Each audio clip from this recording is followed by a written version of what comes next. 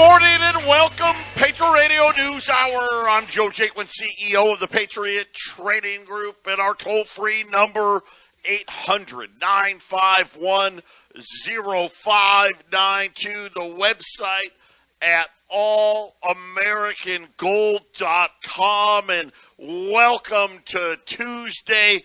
Joe and Jason here And Jason, another one of these days where, as you said, right, this is the pre-election, the ballots have arrived, and all of a sudden we've got a Wall Street rally. When you think about, go back to last week, we had the much hotter than expected inflation number, which we know is not good for equities. I mean, it's terrible, right? We know interest rates are going to go a lot higher, but we've got this rally, and of course, you always know it's a sucker's rally when they tell the market was just oversold, and we are due for this bounce. The bear market needs to take a rest. Listen, this is supposed to be about price discovery. This is supposed to be, hey, tell me, are the prices that we're paying for these stocks going to be better in 6 months or worse than 6 months? And obviously, we all know what the answer is. But again, this is just a lot of trying to make everyone feel better. I think the Democrats are hoping that somehow they can keep that 50-50 Senate, Jason, coming up here in the midterms in the next couple of weeks. Or they just know they're going to lose the House and the Senate, so they put all their money in and boost the markets up back to that 32,000 Dow, so to speak, and that 12,000 NASDAQ. And then after the election and the Republicans win, they pull all their money out, and the markets start crashing. It's like, look, you elected the wrong people. It's the Republicans' fault. I mean, it's one of those things, because we all know that central bankers and corporations, they love the Chinese style of government, socialism, communism. It's a much easier way to get richer off the backs of the citizens. So they do toe the line towards the Democrat Party. So, Joe, it's coming, right? It's coming. We might see the markets go up for the next week or two. I think mail-in balloting, I don't know what states, probably mail-in balloting's coming due now, so they probably need to really push this thing now and by that November election date. Here in Arizona, I think everyone's got their ballots now. I know that for us, our ballots showed up. I want to say this weekend.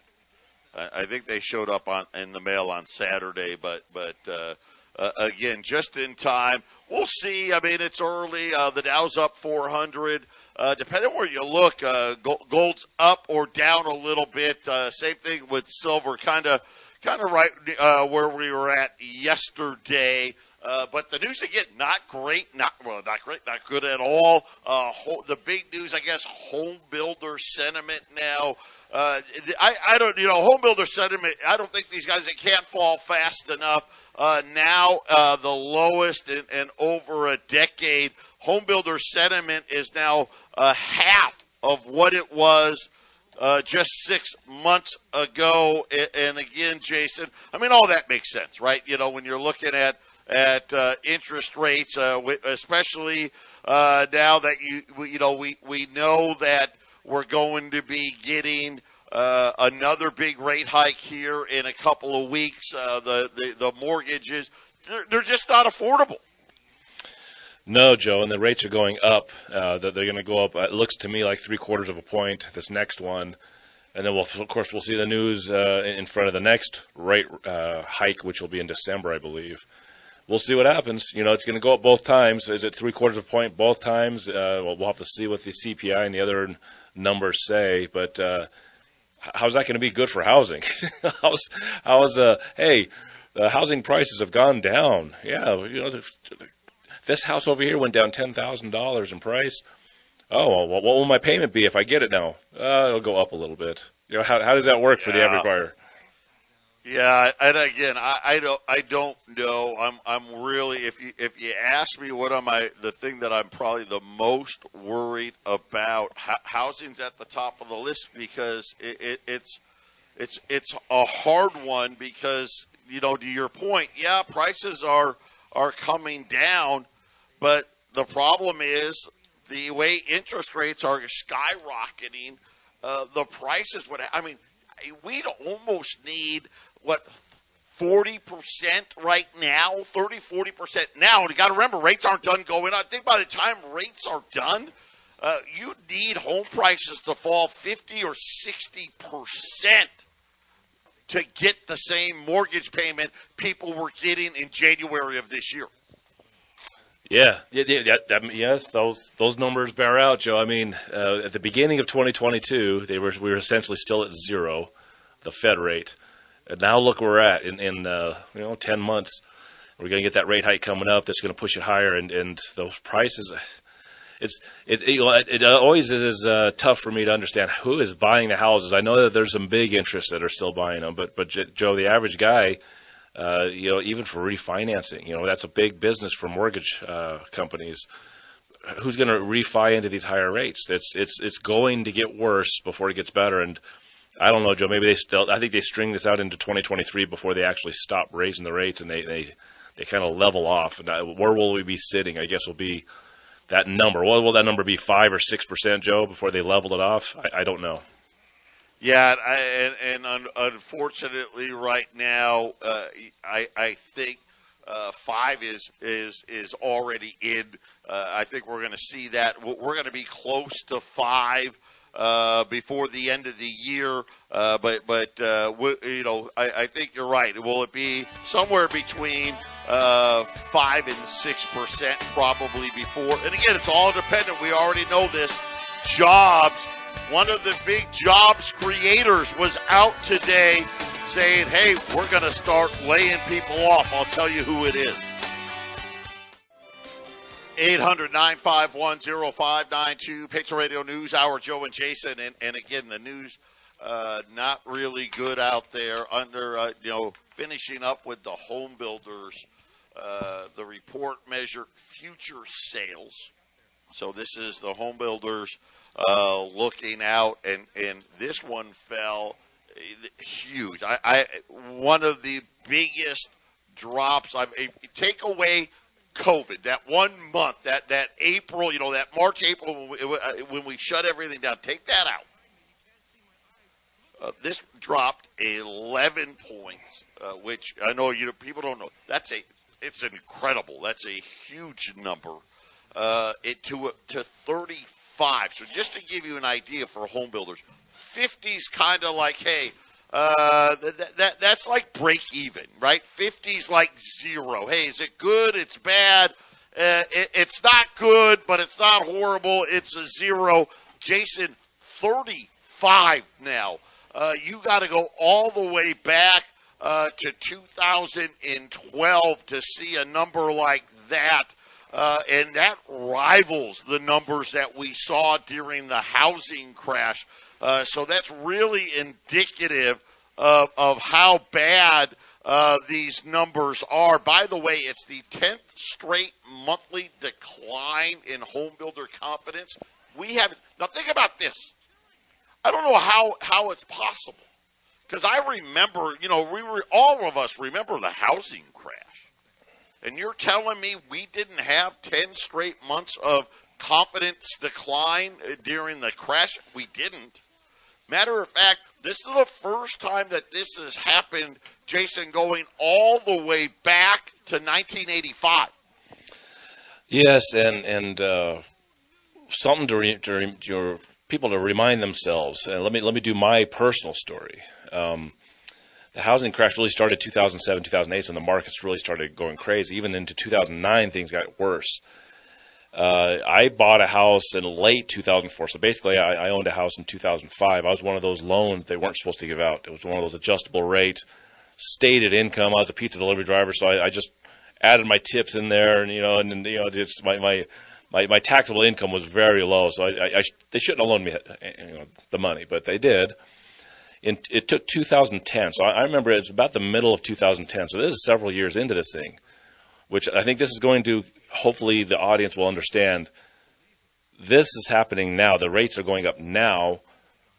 The true disaster of this could be next year, and it could be 2024. I walked out of my house one day, and the houses on both sides of mine, the neighbors on both sides, and all three across the street were all empty. All of them were empty, and that was 2 years later, Joe. So the disaster, these numbers that Joe's giving, sometimes these numbers don't bake in until a little later. And Joe, and I don't know about you, there's a couple of guys I listen to when they're talking about gold. Some of these guys, and I'm starting to believe these guys more, they think gold is a leading indicator. It doesn't react after the fact. It's a leading indicator, meaning we have gold kind of going down right now this year with everything else kind of going down, when gold really should be going up. People should be rushing to safety. And if it's a leading indicator, what's going to happen next year with the markets, with the housing markets, with Bitcoin and cryptocurrencies? If gold is a leading indicator and it's sagging now, why do I get the feeling, Joe, is everything really starts to get bad in 2023, that gold's going to start bouncing up and she'll be an indicator, okay, now everyone's going to run to this thing, and then gold takes off. So sure seems like gold is showing us where things are heading next year, the rest of this year and next year, where things are going to get really bad.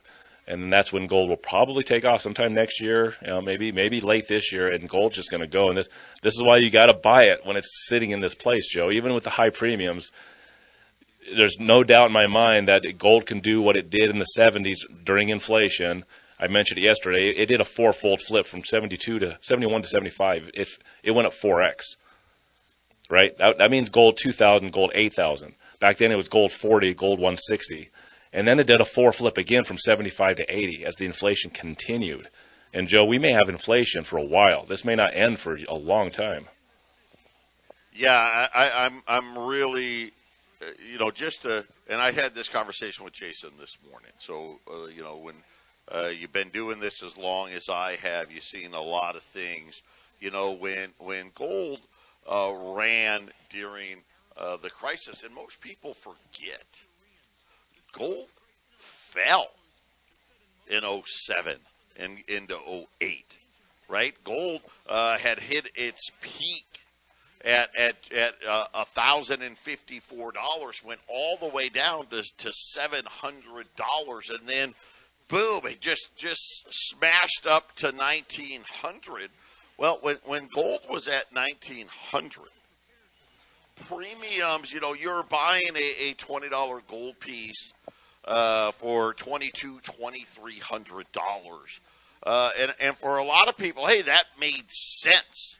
The realities are, as Jason has pointed out, it has been, gold's pretty relatively flat, maybe down a little bit this year, but overall pretty flat. Silver's been a terrible performer, which is kind of ironic. But the thing that's really catching my eye are these premiums, because they are absolutely astronomical if you actually believe what the paper markets are saying. And what the paper markets are saying is, hey, it's not a very good time to buy gold, right? Nobody's interested in gold. Nobody's interested in silver. They're not great performers here, and all this stuff. And of course, we've got this huge dollar strength thing that I think the people that really know understand. Listen, this isn't dollar strength because we're doing so well, and these premiums here, they're actually the highest ever now. They've never been higher, ever, right? Not during the housing crash, not during the financial crisis, right? Right now. And it's confusing. Heck, it's confusing to me, but I think here's my fear. As already we tell you, look at, it hasn't performed that well. Yet we've got very little availability on just about everything, right? We can't get 10-ounce gold eagles at all. Nobody's got them. Nobody will get, and if they do, they're not going to sell them to you. Silver eagles, we're saying, hey, listen, you got to 2 to 3 weeks rounds. Remember, we had some rounds for about 5 minutes, and now they're saying, hey, maybe in 6 to 8 weeks there could be some more availability. And Jason, I just have the feeling that the people that really know when this thing comes crashing down, and I think it comes crashing down in 2023, not only to Jason's point, are we going to see this big move in gold and silver, Jason, I got a feeling that the other thing we're going to see is people want to buy it and aren't going to be able to because there is no availability at all. And I think that's what we're seeing play out right now. Right now, at least you can get some stuff. What's it going to be like when everybody throws in the towel? Because let's face it, let's give Wall Street. Wall Street, they're super optimistic people there on Wall Street. They like today.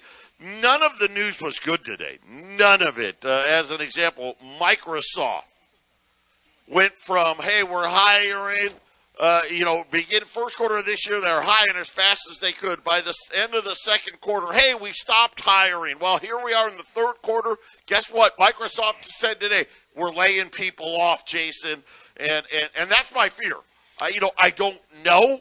It doesn't make sense. Why would premiums be at all-time record highs when gold and silver are nowhere close to all-time record highs? Well, with those premiums, you can look at gold as kind of being flat this year, just like you were saying at the beginning of what you just said. That was a lot. Joe just gave you a lot to digest in that last few minutes. Let me back it up and go back to the story that I had just mentioned and what Joe started with, which is, hey, remember back in the 08 crash, gold went down. 07, 08. He was talking about how gold went down. Boy, that kind of feels like now, doesn't it, Joe? And I talked about my situation. Well, the markets were showing stress and people were panicking in 07, especially 08, 09. Well, my house in my area, the houses were empty around me until 2010. There's an effect that takes a little while on this. And when I came outside and the actual effects and the actual damage was being done to a lot of people, Joe, then gold was climbing in 2010 and into 2011 just kept on going, right? That's where we're at. We're at that point where Joe just said gold was down a little bit at the beginning of when everyone knew things were bad. 2008, everyone figured it out. 2009, everyone knew this was going to be bad. It's just going to continue to be bad. And the houses around me, the people that really felt the pain, it took a little while for some of these. Some people felt it at the very beginning. And then more and more people felt it, and it just kept going, and gold started soaring in 2010, 2011. Joe, this is why you buy it now, and unfortunately we can't control the premiums. But really, if you think about it, Joe, gold has kind of gone, just like you said, sideways the whole year. If you go to physically buying the gold, if you're physically buying it, gold has held its own. I can't help it if the paper spot price is rigged, as far as I'm concerned, and it's been rigged for a long time. It'll straighten itself out in due order, Joe. Well, and again, you bring up some key things, right? Gold hit 1900. When we went from 700 to 1900, it was 2011. Yes. Well, after the crisis, and this is, I think we're seeing the exact same thing. Here's the difference. The difference is no availability. We didn't have this. We had some silver issues back in the day, and I remember when the silver premiums got to $4 over spot. Man, that was unheard of. $4 over spot.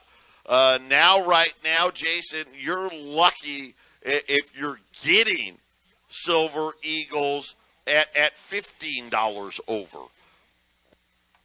Yes, exactly. I mean, Joe, you had mentioned yesterday, it's like, man, these premiums are to get a Silver Eagle, we're getting close to where the premium's going to double the spot. Double the spot. And that's ridiculous. It's ridiculous, Joe, because we know what commodities are. One guy digs it out of the ground, he makes a few bucks, sells it to the COMEX or whoever. Then that guy sells it to distributors. They sell it to retailers like us. Then the buyer, and everyone pays a little bit of a premium above. It's ridiculous that we have to get Silver Eagles. That's almost double the spot, Joe. It's completely it's lunacy. Yeah, and again, right now you can't buy a Silver Eagle for double spot. I mean, spot right now, just below $19. You can't buy Silver Eagles for $37. You can't do it. Yesterday, Jason said, he was out there looking around, and he's like, Joe, do you know that we're like the cheapest around on Silver Eagles? Are you sure that's right? Will you, double check your math? Because he was worried. And I'm like, no, this is where we can be at. But again, something's not right. And the only thing that I could really think of is the fact of the matter is the people with the really big pockets are buying this market up regardless of the premiums, because when the big move comes, because this is kind of to Jason's point when he started here, when does gold really move? It actually moves after the crisis kind of is not only is it in right now, listen, the crisis is in swing right now.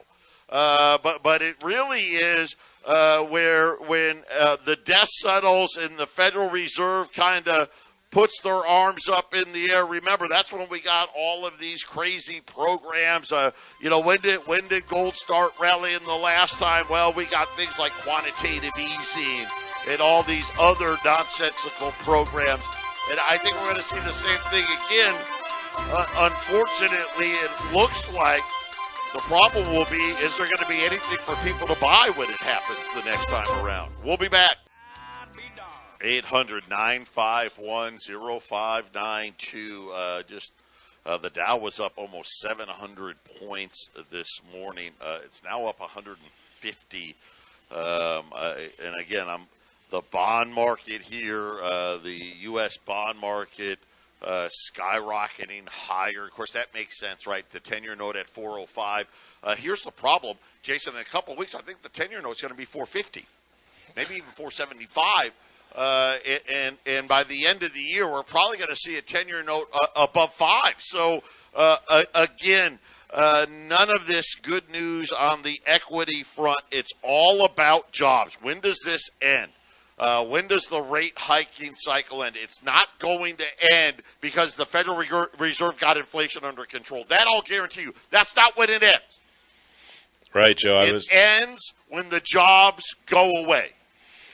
Oh, yeah. My wife and I went out to eat last night, and the waitress was really nice. She was doing her best possible job. And, talking to her, she's talking about, I had to leave. I had 2 jobs, and then I had to leave this one, and now I got this job. So now I got I don't know how, Joe. It seems like there's this merry-go-round of jobs for people. So there still seems like there's still openings, and there's still this there's not a lot of. Let's just say after coronavirus, I think things were squished down so hard. Remember those jobless claims on those Thursday numbers in 2020 and 2021? How massive those numbers were. I don't know if there's anywhere, they're going to have to really, really hemorrhage this jobs market to really get those numbers, their numbers to actually go down, Joe. It could take a while. We could see rate hikes 2023, Joe. I still think that's very possible. Yeah, I think we're going to see at least one, potentially, because the Fed is so clueless. I wouldn't be shocked to see 2. Which means that we're going to get a rate hike in December before Christmas.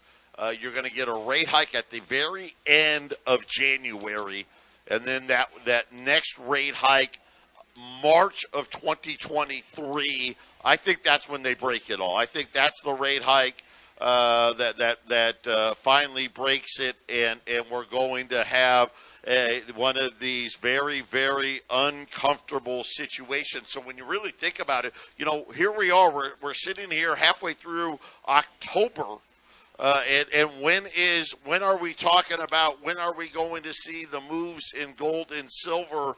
And right now I'm looking at it, and I'm seeing March is kind of what I'm seeing anyway as probably the most likely place where this is going to play out, where we're going to all of a sudden see the Federal Reserve essentially have to cry uncle.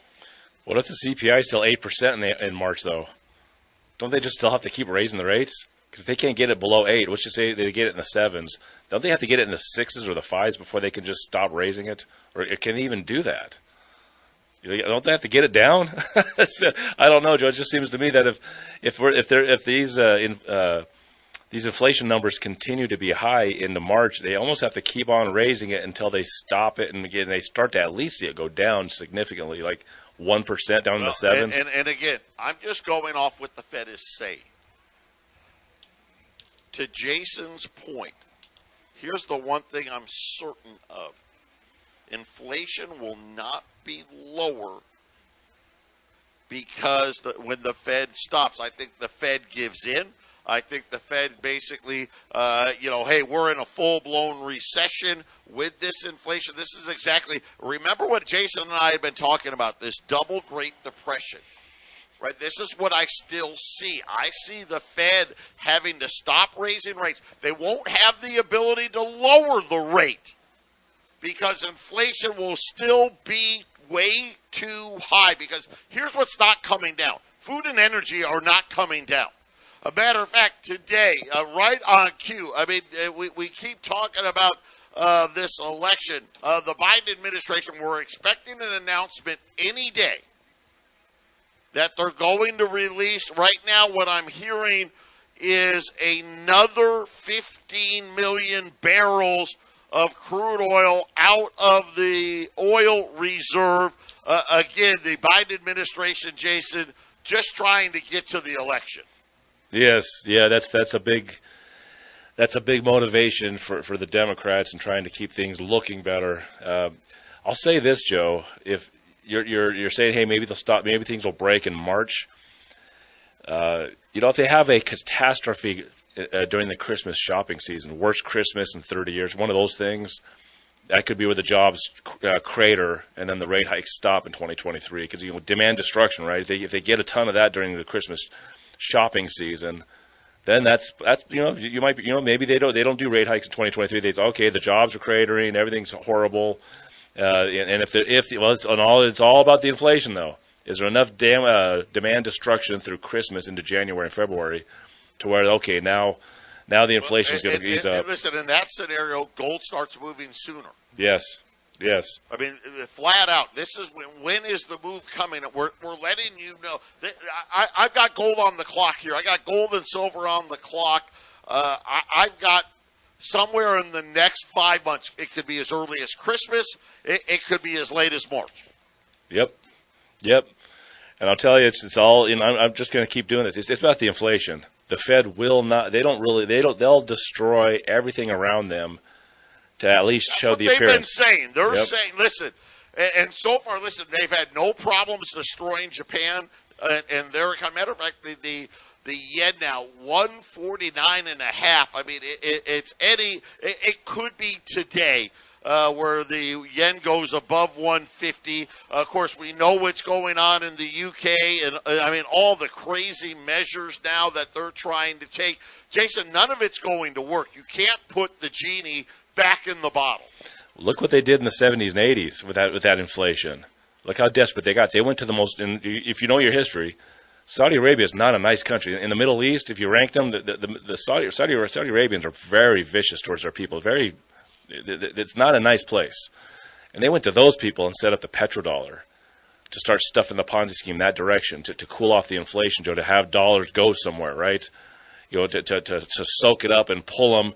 And hey, if you're going to buy oil, it has to be dollars. That's how they really were able to, save themselves, Joe.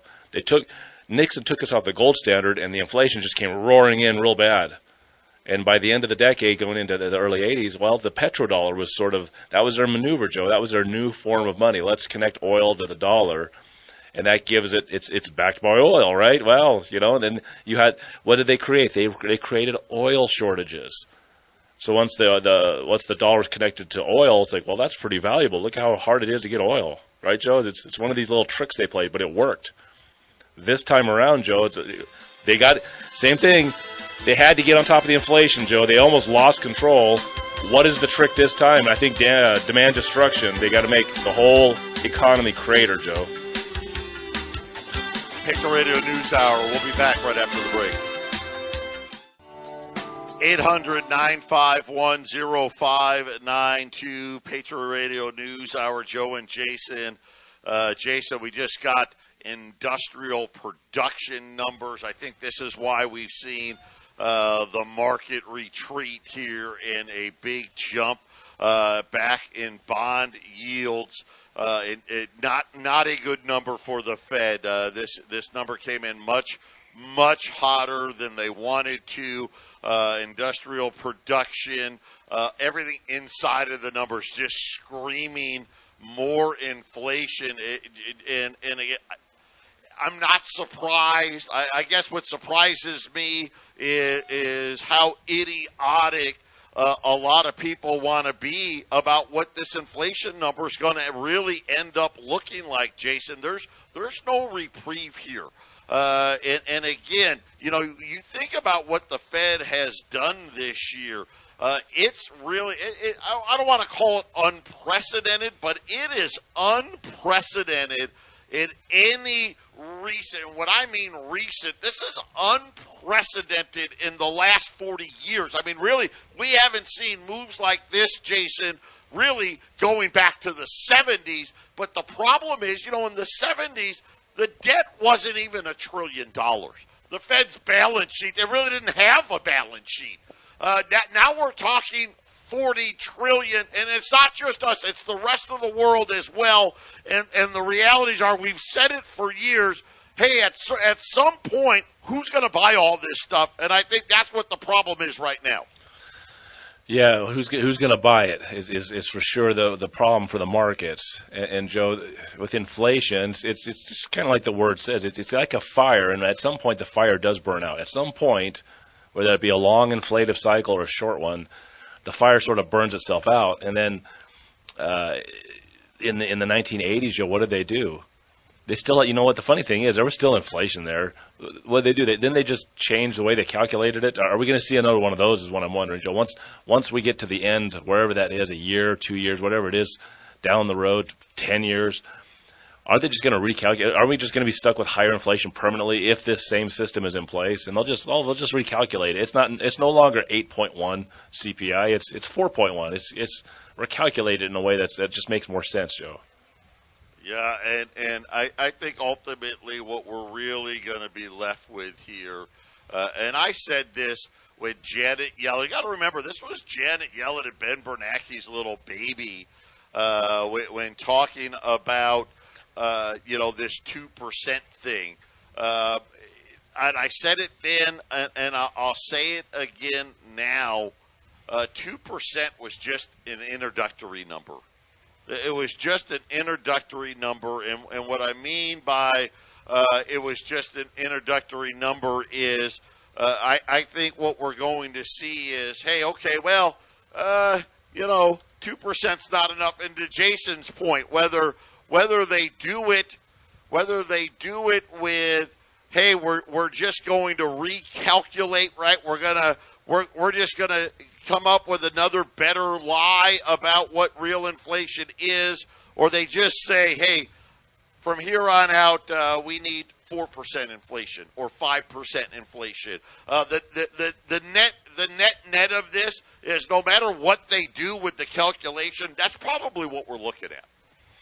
I think you're right. Absolutely, Joe. It would be nice if we actually understood the time frame for all this to unravel, because part of me, Joe, thinks this is going to be like a decade-long problem, ups and downs for a long, long time, and a lot of pain and suffering for those that are propping up the powers that be. So are we looking at one phase of it happening in the next few months? Because something big will be happening in the next few months. There's going to be a breaking.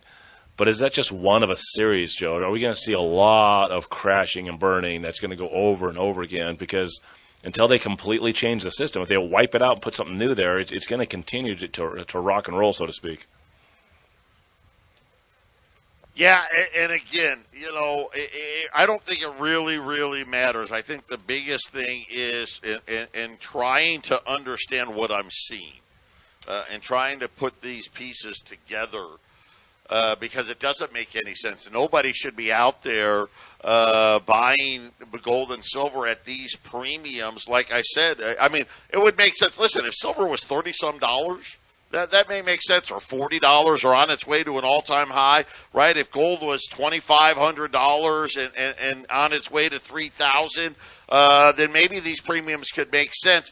What I really think what we're seeing is the people that are really in the know what's coming already. We're always playing catch up, but if we're bringing you the information, it's already old news to the people that really know what's going on out there. And why do I feel like, Jason, we're getting ourselves set up for a situation where, hey, guess what? When the move really comes, there's just not going to be. You think that, we'll be talking about, man, you think that, these prices were expensive. I'm just fearful of what the premiums could look like later. Well, Joe, if the physical price were to catch up, so to speak, then I think the premiums would come down. It just depends on when the spot price is going to be more in line with the physical buying, Joe. So, if the spot price isn't going to... And again, you know what? I've thought of that, too, because usually what we've seen in the past is high premiums with high prices. Well, now we got high premiums with low prices. What are the premiums going to be with high prices? Are we going to see even higher premiums? I don't know. To your point, right? Hey, if we get silver at the $30, $40, $50 level, people will sell some silver. If you get gold at $4,000, people will sell some gold. But if it's the only trade out there working, will they really sell it? That remains to be seen. Patriot Radio News Hour, final segment coming up. 800-951-0592. Gold's flat here, 1850. Silver at 18. I'm sorry. Gold at 1650. Silver at 1865. The Dow up 180 points. Japan is trying to intervene in the yen again right now, not having any luck. The yen right up, right next to 150 in the bond market. U.S. bond market shooting higher here. The Japanese yen, it's worth noting because this is like a monster move in the Japanese yen. 0.258, so almost 0.26. I know that doesn't sound like a lot, Jason, but for the Japanese, this is not a very good day. And like I said, the higher the rates go, everyone needs to understand, the higher the rates go, the more things are going to break, and they're going to be breaking in developed countries. It really is quite the lesson of how powerless these countries are. These governments have no power. We talk about them, and this government, China might attack Taiwan, and you have Ukraine war with Russia, and all the news cycle talks about these governments, these countries. But really, when it comes down to it, Joe, look how little power they have when it comes to economics, to actually controlling their country. If you don't have money, you can't do anything in your country. And the Fed's like, well, we're in this spot. This is what we do, and we don't want inflation. We're losing a little bit of control here. We have a plan. We have a digital currency. We have a great reset coming. And, right now the inflation is a little bit of a problem, so we're going to be working on that. And Japan, if you crash and burn, that's your fault. I mean, that's essentially what they're telling the markets. Hey, Japan, that's your fault. Figure it out. And by the way, if you come begging for money, we'll figure that one out. You'll be more indebted to our banking system. How much more indebted do you want to get to us, Joe? Because that's really where all this is headed, is more debt and more enslavement to these banks. Yeah, you brought up people needing money. Switzerland now, the credit defaults lines, or the dollar lines, if you will, are wide open now. All-time record levels of dollars being sent to Switzerland to try to stabilize. My guess is trying to stabilize Credit Suisse. The numbers seemingly grow by the day. It started at $3 billion, then it went to $5 billion. I think right now it's at over $7 or $8 billion, and who knows what the real number is. Yeah, who knows what the real number is, Joe? That's another thing. We can only go off the numbers that are reported. It's hard, if these numbers are fraudulent, and we know these numbers are fraudulent. I mean, I keep going. I love the FOIA request that Glenn Beck put out there some months ago, which showed that it wasn't $5 trillion. It was $29 trillion. That sure is a different number. So we always, Joe, we're sitting here looking at the premiums on gold and silver. It makes no sense. Why isn't the price of gold and silver just higher and the premiums more of a regular rate? Well, because something is not being told. There are things happening, powerful people, wealthy individuals that are taking advantage because they're in the big club, so to speak, and Joe, we're just not in it. That's why, you got to get it when you can get it, right, Joe? You got to get it when you can get it. Yeah, and again, we'll see how all of these things play out. It just, we live in interesting times, and again, they're trying to give the illusion that they can fix this thing. And Jason, I think we've gotten to that point where the only real fix is going to be a lot of pain for the consumer. Patriot Radio News Hour. God bless everybody.